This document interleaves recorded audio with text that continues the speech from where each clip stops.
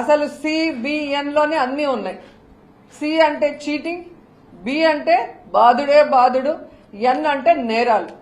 చంద్రబాబు నాయుడు ముఖ్యమంత్రి అయిన మొదటి ఏడాదే ప్రజలకు ఇవ్వాల్సిన ఆయన ప్రామిస్ చేసినవి ఏవీ చేయకుండా 81,000 కోట్లని ఎగ్గొట్టి చీటింగ్ చేశాడు.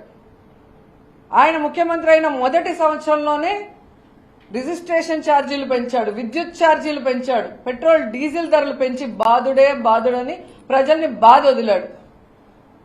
చంద్రబాబు నాయుడు ముఖ్యమంత్రి అయిన మొదటి సంవత్సరంలోనే ఐఏఎస్ ఆఫీసర్లని లేదు, ఐపీఎస్ ఆఫీసర్లని లేదు, వైఎస్ఆర్సీపీ నాయకులను లేదు, ఎవరి మీద పడితే వాళ్ళ మీద తప్పుడు కేసులు పెట్టి కనీసం తప్పు చేశారా లేదా అనే వెరిఫికేషన్ కూడా లేకుండా రిమాండ్లకు పంపించి, రిమాండ్లకు పంపిన తర్వాత కూడా కేసుల మీద కేసులు పెడుతూ ఒక తప్పుడు రాజకీయానికి ఎలా తెరలేపి నేరాలు చేస్తున్నారో మనం అందరం కూడా చూస్తున్నాం.